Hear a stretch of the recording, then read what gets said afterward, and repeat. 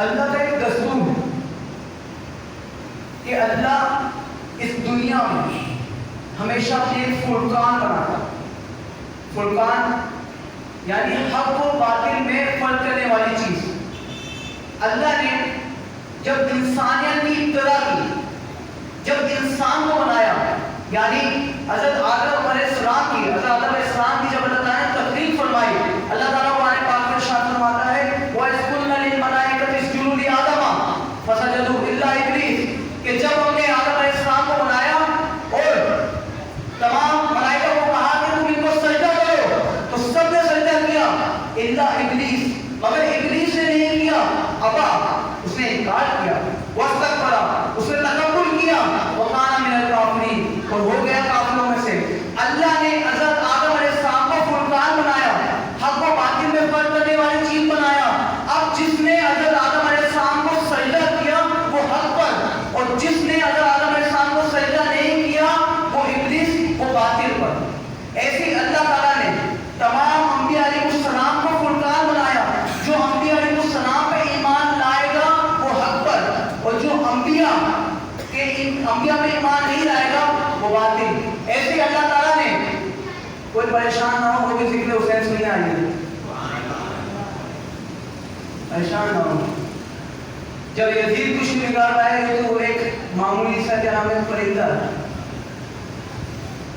تو اللہ تعالیٰ نے نبی محترم صلی اللہ علیہ وسلم کو بھی فرقان بنایا. ما کان محمد ابا احد من رجالکم ولکن رسول اللہ وخاتم النبیین. اللہ تعالیٰ نے نبی محترم صلی اللہ علیہ وسلم کو فرقان بنایا کہ جو نبی پاک صلی اللہ علیہ وسلم کی ختم نبوت پر ایمان لائے گا وہ حق پر، جو ختم نبوت کا منکر ہوگا وہ باطل. ایسے ہی اللہ تعالیٰ نے صحابہ کرام کو فرقان بنایا کہ جو صحابہ کرام کی عزت کرے گا، جو صحابہ کرام پہ ایمان لائے گا، جو صحابہ کرام کی تعظیم کرے گا وہ حق پر، اور جو صحابہ کرام پہ پھرے گا وہ باطل پر.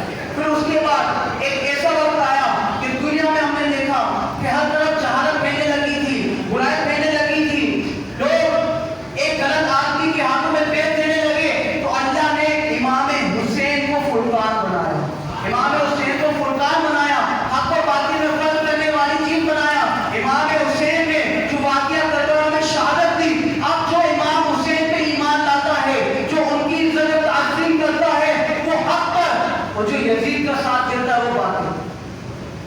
قتل حسین اصل میں مرگ یزید ہے، قتل حسین اصل میں مرگ یزید ہے. اسلام زندہ ہوتا ہے کربلا کے بعد. امام حسین کچھ عام شخصیت نہیں ہے، ان کے ہم پہ بڑے احسانات ہیں. آج جو ہم یہاں جمع ہوئے ہیں ذکر حسین رضی اللہ عنہ کے لیے، یہ بھی انہی کا احسان.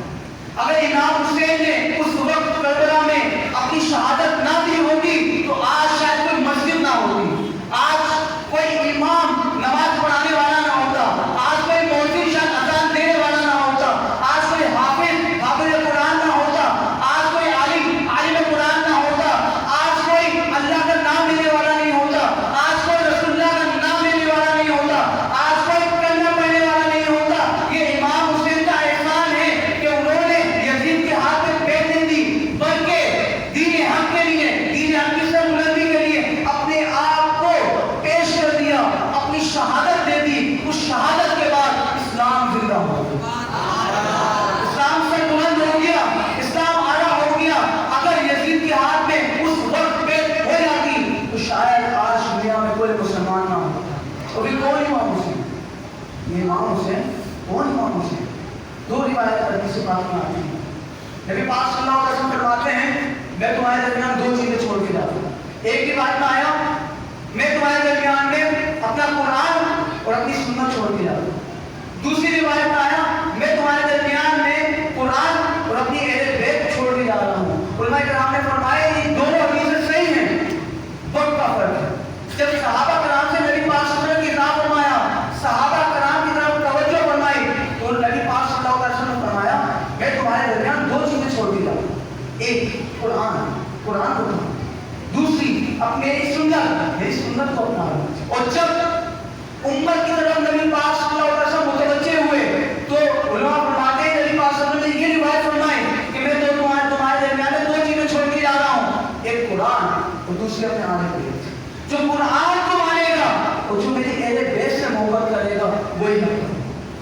تو اہل بیت سے جو محبت کرے گا, نبی پاک کے گھرانے سے جو محبت کرے گا, اور نبی پاک کا گھرانہ ہے کیسا کہ ہم قرآن پاک کہتے ہیں, پیر پاک کہتے ہیں, ہم ہر چیز کے ساتھ پاک لگاتے ہیں, لیکن اہل بیت وہ ہے, حضرت علی, حضرت فاطمہ, حضرت امام حسن, حضرت امام حسین, وہ ہیں کہ قرآن میں اللہ نے ان کے لیے تطہیر پاک کا لفظ یوز کیا ہے, یعنی ان کی پاکی قرآن میں آئی ہے. یہ اتنے اعلیٰ لوگ ہیں. اور پھر امام حسین کی کیا شان ہے, امام حسین رضی اللہ عنہ کی کیا شان ہے. نبی محترم صلی اللہ علیہ وسلم نماز پڑھا رہے ہیں, سجدے کی حالت میں امام حسین آگے بیٹھ جاتے ہیں, پشت پر امام حسین آگے بیٹھ جاتے ہیں. نبی پاک صلی اللہ علیہ وسلم یہ جانتے ہیں میری پشت کون. نبی پاک صلی اللہ علیہ وسلم کا علم غیب دیکھیے, نبی پاک صلی اللہ علیہ وسلم پہچان گئے کہ میری پشت میں امام حسین بیٹھے ہوئے ہیں. نبی پاک صلی اللہ علیہ وسلم سجدے سے نہیں اٹھے.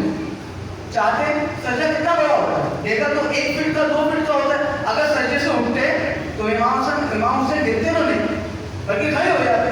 لیکن نبی محترم صلی اللہ علیہ وسلم سجدے سے نہیں اٹھتے بلکہ سجدے میں رہے.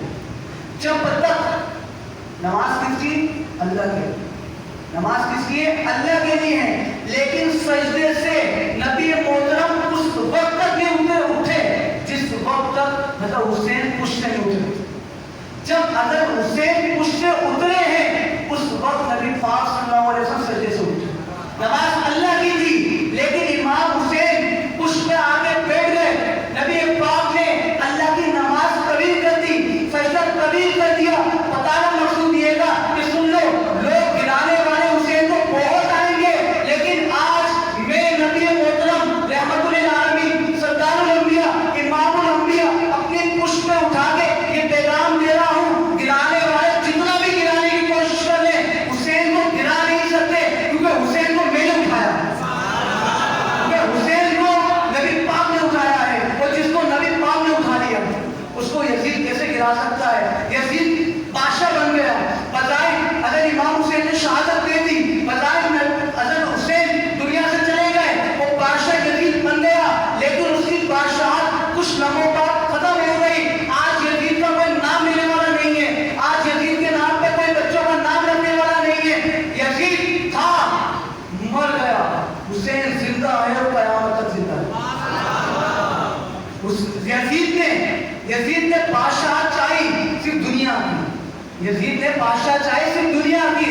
نبی محترم صلی اللہ علیہ وسلم نے حسین رضی اللہ عنہ کو دنیا کی بادشاہ کو ہمارے دلوں میں دی تھی, جنت کی بادشاہ دی. نبی پاک صلی اللہ علیہ وسلم فرماتے ہیں کہ میرے یہ 2 صاحبزادے حسن و حسین جنت کے شگال ہیں, جنت کے بادشاہ ہوں گے. یزید دنیا کی بادشاہ دیکھتا رہ گیا اور حسین جنت کی بادشاہ دے گا. وہ صرف دنیا کی بادشاہ نہیں, جنت کی بادشاہ دے گا. وہ پھر دیکھیں جذبہ کتنا آنا ہے. معلوم ہے کہ شہادت اب ہونی ہے, معلوم ہے شہادت ہونی ہے. میرے ساتھ کم لوگ ہیں, یزید کے ساتھ جہاں جہاں تک مسلمانوں کی حکومت ہے تمام لوگ یزید کے ساتھ ہیں. ہم تو صرف 72 لوگ ہیں, ہم تو صرف 72 لوگ ہیں. جب یزید نے بیت دینا شروع کی مدینہ منورہ میں, آدھی رات میں بیت دینا شروع کی, جب بڑے بڑے علماء جس میں حضرت عبداللہ بن عباس, حضرت عبداللہ بن عمر, حضرت عبدالرحمن بن ابو بکر, حضرت زبیر, حضرت عبداللہ بن زبیر رضی اللہ عنہ اور امام حسین رضی اللہ عنہ, یزید نے ٹارگٹ کیا کہ جو 5 لوگ ہیں نا سب سے پہلے ان سے ملے, کیونکہ اگر یہ 5 لوگ میری سائڈ پہ آ رہے ہیں نا تو سب آ رہے ہیں. ان 5 نہیں کہا کرتے. پہلے تو دیکھیے نام سنے کون ہو, عبدالرحمن بن ابو بکر, حضرت ابو بکر کے صاحبزادے عبدالرحمن بن ابو بکر, انہوں نے بھی یزید کا ساتھ دیا. پھر دوسرے عبداللہ بن عمر, حضرت عمر کے صاحبزادے.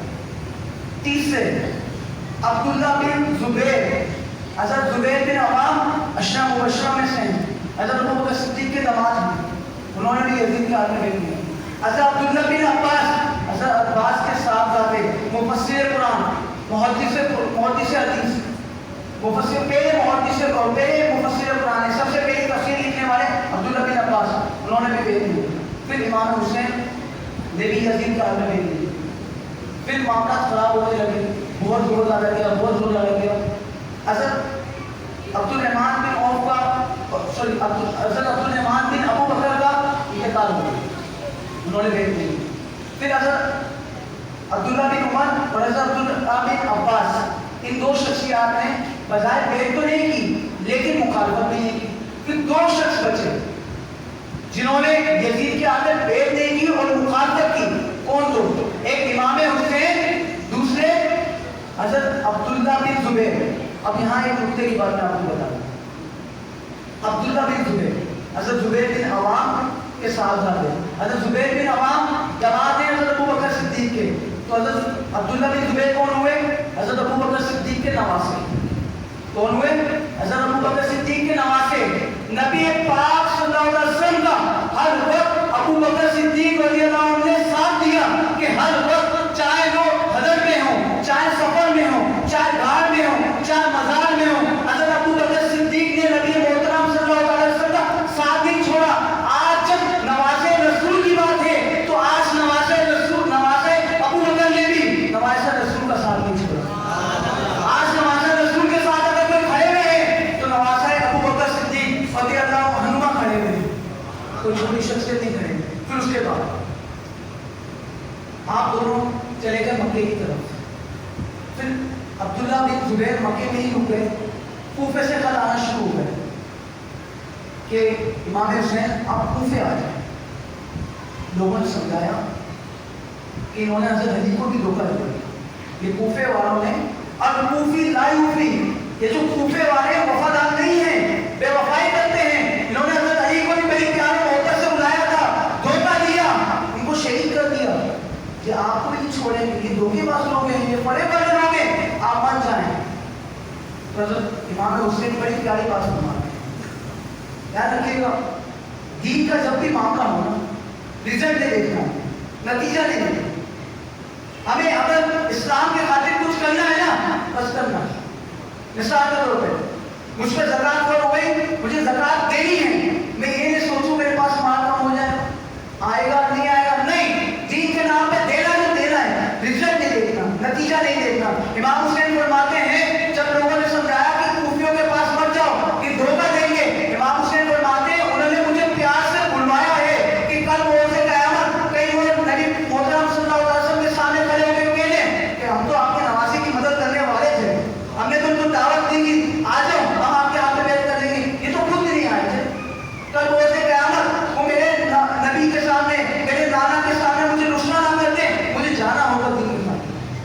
وہ لوگ گئے, جب خان جانے لگے, جانے سے پہلے اپنے چچا زاد بھائی حضرت مسلم بن عقیل رضی اللہ عنہ کو اپنا سفیر بنا کے بھیجا کہ جاؤ اور میری جگہ تم بیعت دینا شروع کرو.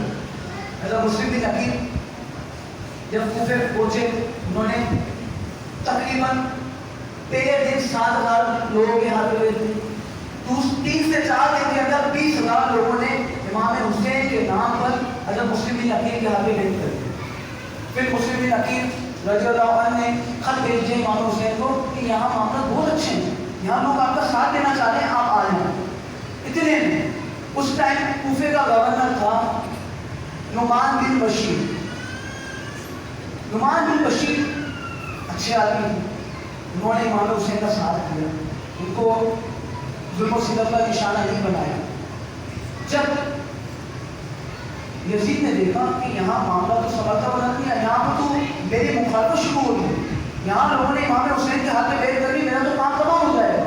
تو انہوں نے کیا کیا, اس کو معطل کیا اور عبید اللہ کو کوفے کا گورنر بنا دیا.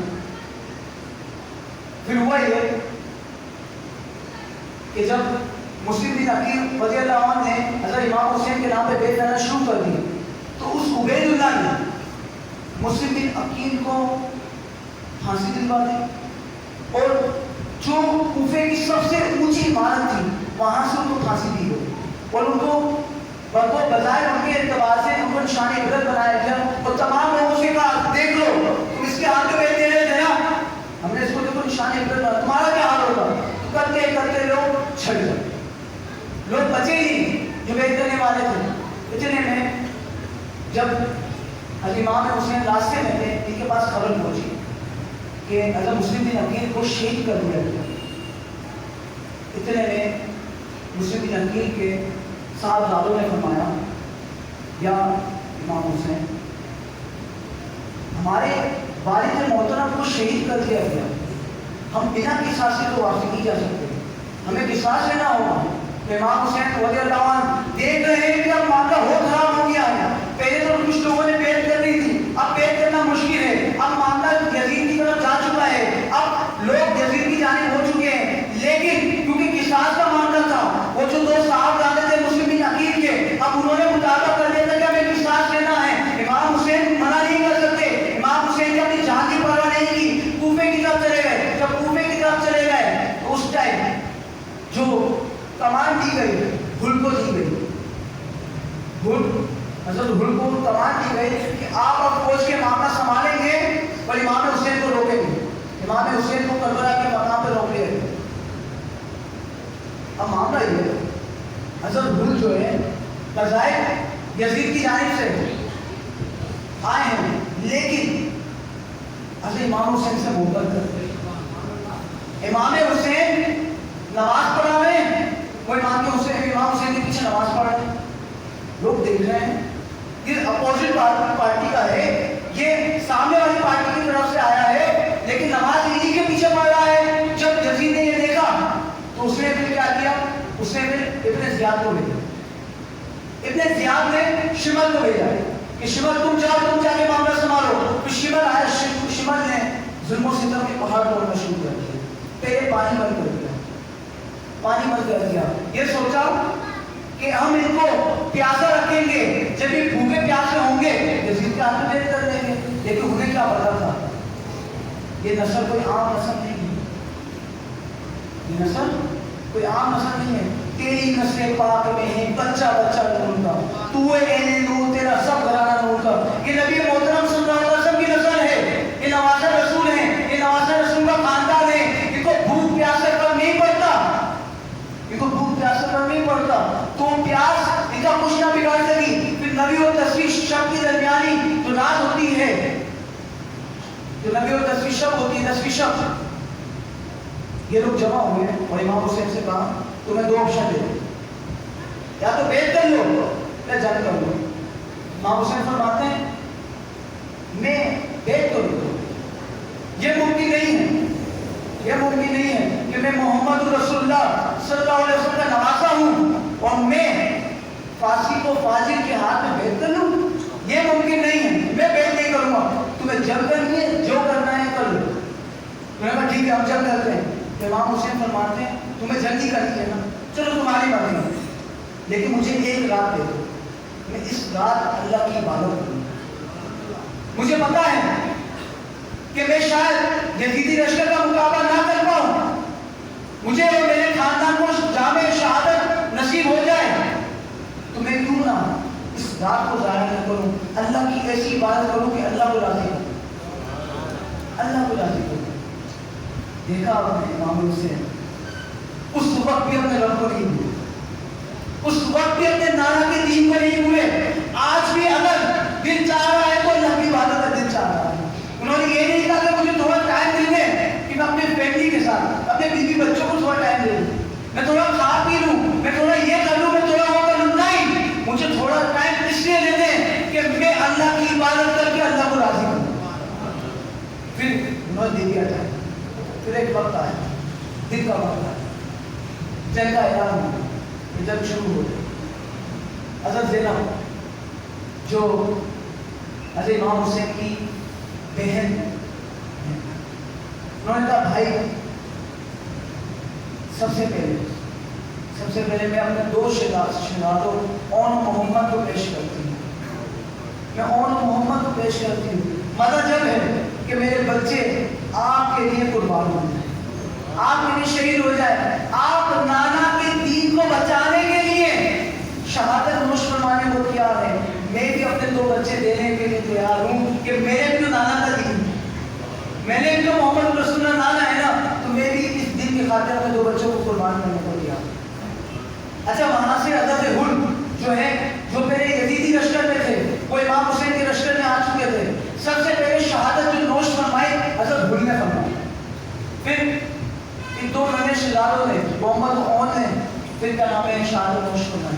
پھر حضرت قاسم جو اس وقت 16 سال کے تھے، امام حسن کے بیٹے، امام حسن کے صاحبزادے ہیں، اور عنقریب امام حسین کے داماد بننے والے ہیں، وہ آئے. اے چچا جان، اب میں جاؤں گا، اب میں حفاظت کروں گا اس دین کی، مجھے اجازت ہے. پھر امام حضرت قاسم گئے، انہوں نے جامع شہادت فرمائی. اب میں اس کی طرف نہیں جا رہا، مجھے اصل پوائنٹ کی طرف جانا ہے. یہ تو آپ نے کئی دفعہ معاملہ سنے ہوئے ہیں، تو میں صرف تھوڑا تھوڑا لے کے چل رہا ہوں، اصل بات جو ہے اس طرف لے کے آنا ہے مجھے. پھر اس کے بعد جب وہ شہید ہو گئے، پھر حضرت علی اکبر جو امام حسین کے بڑے صحابزادے تھے، انہوں نے کہا اے ابا حضور اب میں جاؤں. امام حسین نے فرمایا تم بڑے صحابزادے ہو، تم بڑے ہو، تم رک جاؤ، مجھے جانا ہے. تم بڑے ہو، مجھے اگر کچھ ہو جاتا ہے تو اے رو یار تم نے سنبھالنا ہے. انہوں نے کہا نہیں، آپ جس دن کی سلامتی کے لیے نکلے ہیں نا، مجھے بھی اس دن کے لیے شہید ہونا ہے، مجھے بھی اپنی جان پیش کرنی ہے. پھر حضرت علی اکبر جاتے ہیں، وہ بھی شہید ہو جاتے ہیں. کیا تربیت فرمائی ہے امام حسین کی نبی محترم صلی اللہ علیہ وسلم. دین کے خاطر خاندان قربان ہو رہا ہے، صاحبزادے بھی شہید ہو رہے ہیں، داماد بھی شہید ہو رہے ہیں، بچے بھی شہید ہو رہے ہیں، سب شہید ہو رہے ہیں. ہمت نہیں آئی، ہمت نہیں آئی. پھر حضرت عباس شہید ہو جاتے ہیں، پھر علی اصغر شہید ہو جاتے ہیں. پھر امام حسین کی باری ہوتی ہے. پھر امام حسین نکلتے ہیں. جب امام حسین جاتے ہیں تو ایک منافقین پہ ایسا وار کرتے ہیں کہ ایک ایک بار میں 20 لوگوں کو کاٹ ڈالتے ہیں. لوگ دیکھتے ہیں کہ ایسے تو کام نہیں بڑھے. وہ اپنی پوری لشکر کو بھیج دیا، انہوں نے تیر کی چاروں طرف سے بارش کر دی. جب تیر آنکھوں میں برسائے گئے، آپ بہت زیادہ عریض ہو گئے، بہت زیادہ زخمی ہو گئے. اس ٹائم بھی امام حسین کیا فرماتے ہیں؟ کہتے ہیں اب میرا شہادت کا وقت آ گیا ہے، اب شہادت کا وقت آ گیا ہے. تم کلمہ پڑھنے والے ہو. وہ لوگ کے سامنے والے بھی کلمہ پڑھنے والے تھے. یہاں تک کہ جب امام حسین خطبہ پڑھا رہے تھے تو شمر کیا کہتا ہے؟ جلدی جلدی کہو، ہمیں جمعہ پڑھنا ہے. 10 محرم جمعے کا دن تھا. وہ بھی نمازیں پڑھتے تھے، وہ بھی کلمہ پڑھتے تھے، وہ بھی سب کچھ کرتے تھے، لیکن آلے بیت سے محبت نہیں کرتے تھے. اور نبی پاک صلی اللہ علیہ وسلم نے کیا فرمایا؟ تمہارے درمیان میں 2 چیزیں چھوڑ کے جا رہا ہوں، ایک قرآن اور ایک آل بیت. اپنا گھرانہ چھوڑ کے جا رہا ہوں، تو گھرانے سے جو محبت کرے گا اصل میں وہی تو مسلمان ہوگا، اصل میں وہی تو مومن ہوگا. کلمہ انہوں نے بھی پڑھا، اذانیں وہاں سے بھی ہو رہی ہیں، جماعت وہاں پہ بھی ہو رہی ہے، لیکن وہ سب فاسق و فاجر ہیں، وہ فاسق مولین ہیں، وہ منافقین ہیں. جس محمد صلی اللہ علیہ وسلم نے ہمیں اللہ سے ملایا، قرآن عطا کیا، ہمیں برائی سے نکال کے اچھائی کی طرف لے کے آئے، برائی سے اچھائی کی طرف لے کے آئے. کہ کیسے مسلمان ہیں کہ آج انہی کے نواسے کو شہادت کا نوش پلا رہے ہیں، شہادت کی طرف لے کے جا رہے ہیں، ان کو مار اللہ شہید کرنے جا رہے ہیں. امام حسین فرماتے ہیں تم کلمہ پڑھنے والے ہو نا، تو مجھے اتنا وقت دے دو کہ میں آخری سجدہ اپنے رب کی بارگاہ میں کروں. ارے کیا شخصیت ہے امام حسین، کیا شخصیت. موت کا ٹائم آ رہا ہے، شہادت قریب ہے، کنفرم ہو گیا ہے کہ اب تو بچنا مشکل. اس وقت بھی کہہ رہے ہیں مجھے ایک سجدہ نصیب ہو، میں اپنے رب کو راضی کروں. اور پھر جب سجدے کی حالت میں گئے تو شمع رہی نے آپ کا سر مبارک الگ کر دیا، آپ کو شہید کر. وہ شہید کرنے کے بعد نیزے کے اوپر آپ کا سر مبارک ہے. یہ بات تو آپ نے سنی ہے نا کہ جب نیزے پہ امام حسین کا سر تھا تو اس وقت بھی زبان مبارک ہل رہی تھی، ہوٹ مبارک ہل رہے تھے اور قرآن پڑھا جا رہا تھا. نیزے پہ قرآن پڑھ رہے تھے. یہ دین ہے. امام حسین نے حسین اتنے اعلیٰ حسین نبی پاک صلی اللہ علیہ وسلم فرماتے ہیں حسین ابنی وانا من حسین، حسین مجھ سے ہے، میں حسین سے ہوں. آج وہ حسین شہید ہو گئے ہیں کہ جن کے بارے میں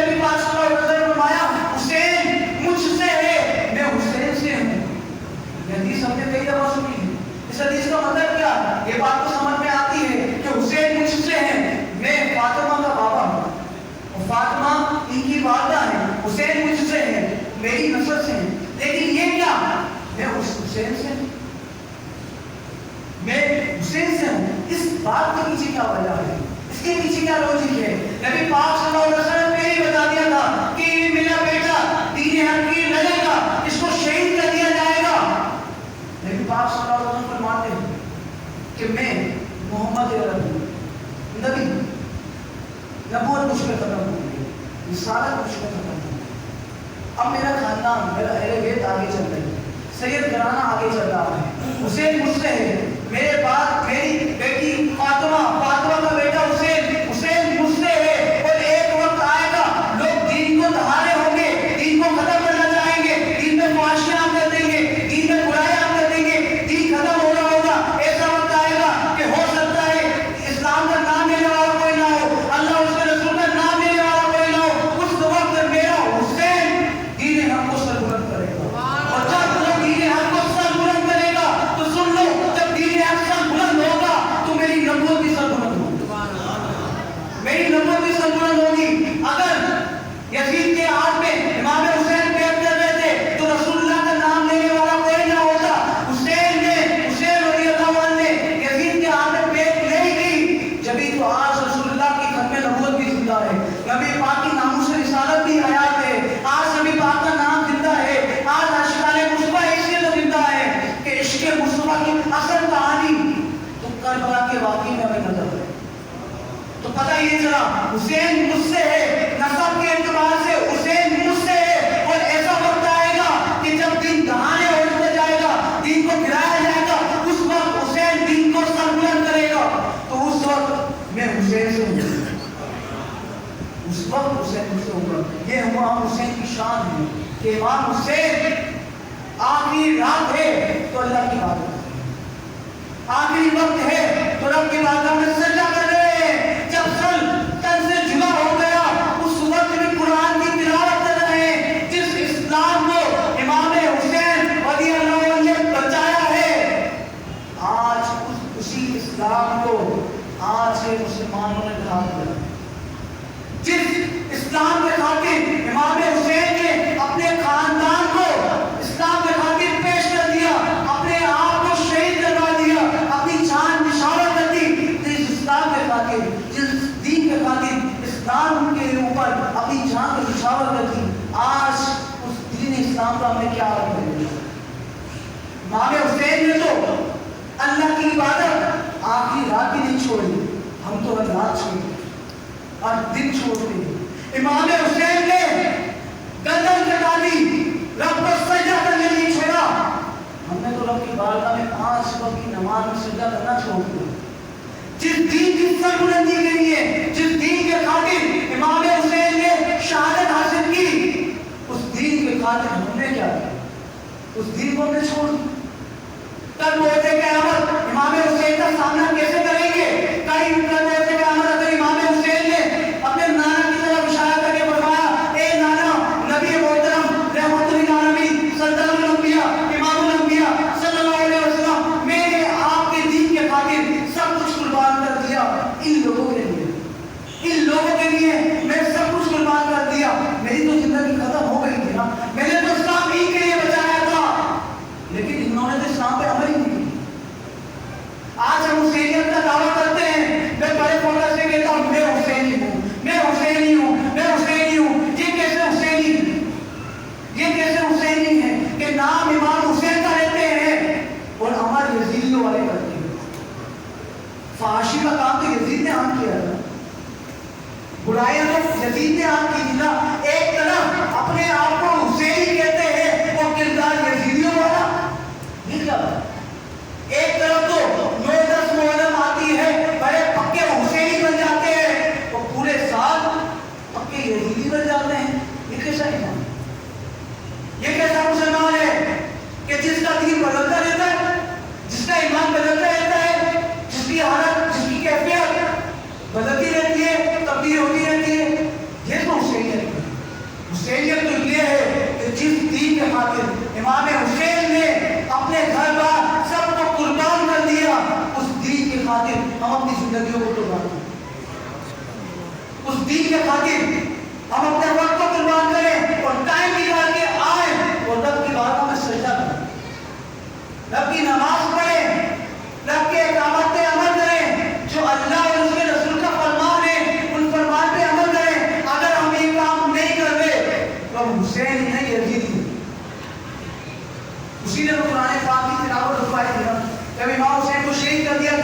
3 दिन तक वाकया हुल हुआ। वाकया हुल में क्या हुआ कि हर चीज हवात कर दी गई कि 3 दिन तक कुछ भी करो, मस्जिद में नमाजें नहीं होंगी, अजानें नहीं होंगी, मस्जिद में घोड़े को बांध दिया गया। ये काम तो उसका हुसैनियों का थोड़ी, ये काम तो उसका। और इमाम हुसैन जो है ना, उनका एहसान हम अगर क़यामत तक भी हम इनका एहसान छुपाने की कोशिश करें ना, इनका एहसान हम नहीं छुपा सकते। और इमाम हुसैन की एक बात मैं आपको बताता हूँ, जब इमाम हुसैन जब मक्के से मदीने से मक्के जा रहे थे, इमाम हसन के 3 साहबजादे थे जो इमाम हुसैन के साथ जाने की कोशिश कर रहे थे। तो 2 साहबजादों को तो आपने ले लिया, एक साहबजादे को छोड़ दिया, कहा कि तू मेरे भाई की